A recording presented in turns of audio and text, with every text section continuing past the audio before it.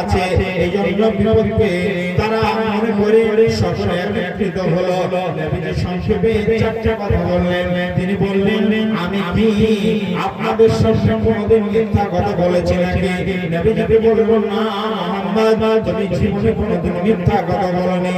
আল্লাহ নবী বললেন, তাহলে আমি কি জীবনে কোনোদিন আমাদের খেয়ানত করেছি নাকি? আল্লাহ নবী যখন এই কথা জিজ্ঞাসা করলেন, তখন সমস্ত মানুষ বলল, মুহাম্মদ, তুমি কোনোদিন আমাদের খেয়ানত করনি। বিশ্বনবী মুহাম্মদ রাসূলুল্লাহ সাল্লাল্লাহু আলাইহি ওয়াসাল্লাম এই কথাটা তিনি বলা। এবার বিশ্বনবী মুহাম্মদ রাসূলুল্লাহ সাল্লাল্লাহু আলাইহি ওয়াসাল্লামের কথার পরিপ্রেক্ষিতে আল্লাহ রাব্বুল আলামিনের নবী যখন এই কথাটা বললেন, সঙ্গে সঙ্গে সমস্ত মানুষ বলল, মুহাম্মদ, জীবনে কোনোদিন আমাদের খেয়ানত করনি, আর তুমি জীবনে কোনোদিন মিথ্যা কথা বলনি। আজকে তুমি মিথ্যা বলবে না, আমরা বিশ্বাস করতে পারছি না। তুমি মিথ্যা কথা বলতে পারো না, আজ তুমি মিথ্যা কথা বলবে না। বিশ্বনবী আমার এই মুহূর্তে এই অবস্থাতে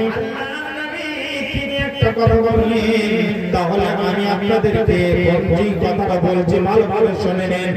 আমি পাহাড়ের উপরে আছি, আমি যেটা দেখতে পাবো পাহাড়ের অপোজিট সাইডে আপনারা কিন্তু কেউ দেখতে পাবেন না, কারণ আপনারা নিচে আছেন আর আমি উপরে আছি। আমি দেখতে পাচ্ছি যেটা সেটা আপনারা কেউ দেখতে পাবেন না। আমি যদি বলি এই পাহাড়ের অপোজিট সাইডে যেদিকে আপনারা দাঁড়িয়ে আছেন, অপোজিট সাইডে পিছন থেকে একটা বড় সশস্ত্র বাহিনী তারা আমাদের উপরে আক্রমণ করার জন্য বসে আছে। আপনারা কি একটা মেনে নেবে কি নেবেন না? সবাই বলবে অবশ্যই মেনে নেব। মুহাম্মদ, তুমি তো জীবনে মিথ্যা বলনি, আজ আমরা মেনে নেব, অবশ্যই মেনে নেব। এই কথাটা যে নবীজি বললেন, সঙ্গে সঙ্গে বিশ্বনবী মুহাম্মদ রাসূলুল্লাহ সাল্লাল্লাহু আলাইহি ওয়াসাল্লামের মুখ থেকে বাইরে হলো, তাহলে শুনুন, আমি আপনাদের বলছি, এর চাইতে ভয়ঙ্কর একটা জায়গা আছে। ওই জায়গাটার নাম হলো জাহান্নাম। ওই জাহান্নাম থেকে বাঁচার জন্য আমি আপনাদেরকে সকলকে বিকৃত করেছি। আমি চোখে জাহান্নামকে দেখতে পাচ্ছি, ওই চোখে আপনারা কেউ জাহান্নামকে দেখতে পাচ্ছেন না।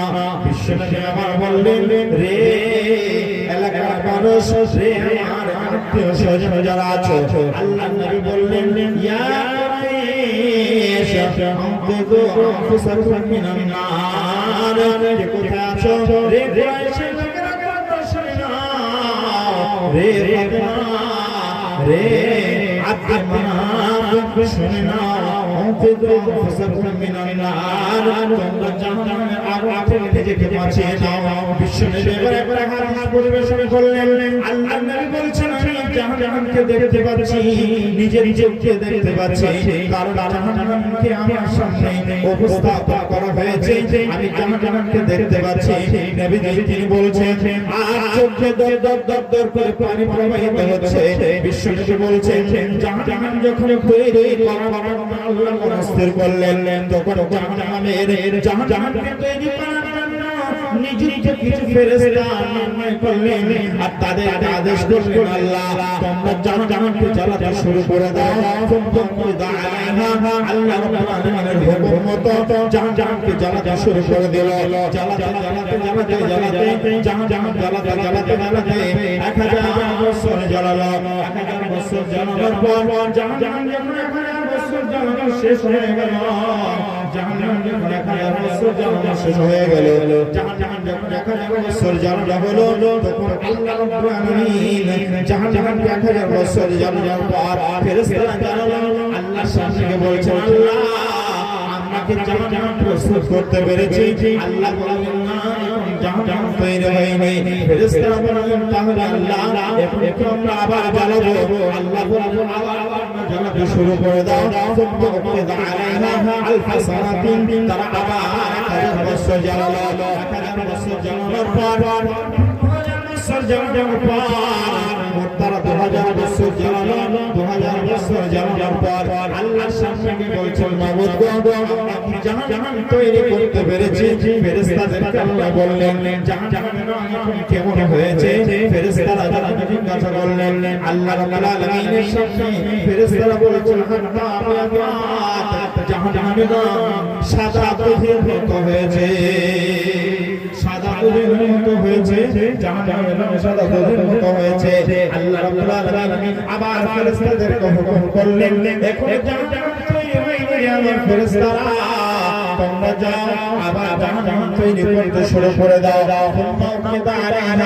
আবার দাঁড়াতে শুরু করলো আবার 1000 বছর জ্বালালো 3000 বছর জ্বালানোর পর এবার জাহান্নামের রং হয়ে গেল কালো কালো কালো যেমন কালো জাহান্নামের রং হলো কালো হয় আমাদের সাদা কালো হয় অনুরূপ ভাবে জাহান্নামের রং হয়ে গেল কালো আল্লাহ রাব্বুল আলামিন বললেন জাহান্নামের রং যখন কালো হলো এবার জাহান্নামকে আল্লাহ রাব্বুল আলামিন জাহান্নামের রং কালো হওয়ার কারণে আল্লাহ রাব্বুল আলামিন বলছেন যে আমার ফেরেশতারা এবার জাহান্নাম তোমরা প্রস্তুত করেছো ওই জাহান্নামের মধ্যে আল্লাহ নবী বলছেন এই জাহান্নামের মধ্যে তোমাদেরকে নিক্ষেপ করা হবে আর তোমরা হলে আমার আত্মীয়স্বজন তোমরা হলে আমার নিকটাত্মীয় আমার কোন প্রতিবেশী আমার কোন চাচা আমি কেমন করে জাহান্নামে তোমরা দাদা করে জ্বলবে আর তোমাদেরকে ফেলে দেওয়া হবে আর আমি কেমন করে সহ্য করব এই জন্য আল্লাহ রাব্বুল আলামিন আমাকে আদেশ করলেন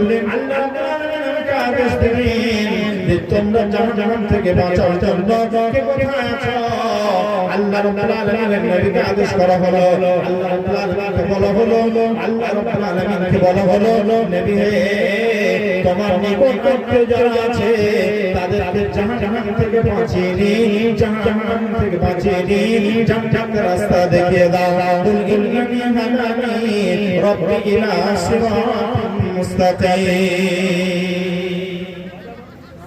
সঠিক রাস্তা দেখিয়ে দাও মা বোন বাকি ভাই কারা আছেন আল্লাহর বান্দা কারা আছেন জামান আনসারী মা বাপের জন্য 500 টাকা দিয়েছেন আলহামদুলিল্লাহ সুম্মা আলহামদুলিল্লাহ আল্লাহুম্মা সাল্লি আলাইহি ওয়া বারিক আলাইহি হে আল্লাহ জামান আনসারী